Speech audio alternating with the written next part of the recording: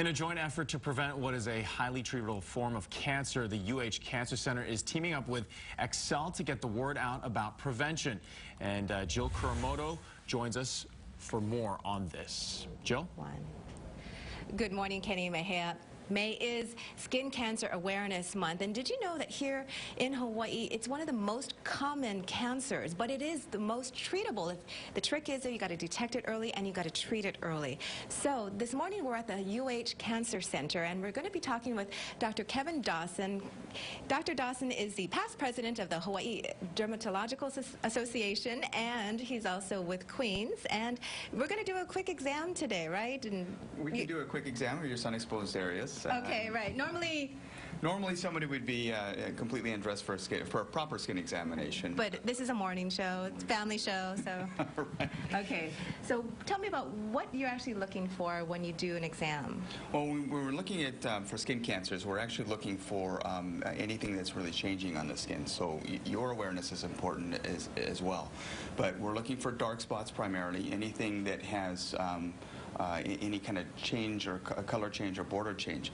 You can remember your ABCDs. ABCDE actually. A stands for asymmetry. If it has an asymmetrical border, and B stands for border. If it has any differences in color, that's the C. Diameter is 6 millimeters or more. That's about the size of a pencil eraser, about 1/4 of an inch. And E is evolution, so that's where the patient comes in. That's where the person comes in. If you notice something changing, that's an important risk for skin cancer, and that's something that you should bring to the attention of your doctor or your dermatologist. And so what I understand is that it actually starts very young. I mean, normal skin cancers are can actually start right. Well, the skin cancers in young people are rare, but we know that ultraviolet rays are the primary risk for skin cancer, and that exposure starts early. The risk, the damage is cumulative. It happens over a lifetime, and between 50 and 80% of that damage happens before a person's 18. So with our kids, we need to be protecting our kids. We need to be educating our kids and letting them know how they can protect themselves, and letting them know what the risks really are. Okay, so for me, I'm looking okay. You don't see anything? You've got a very few sunspots. That's good. We won't talk about the wrinkles or anything like that yet. All right. Thank you, Dr. Dawson.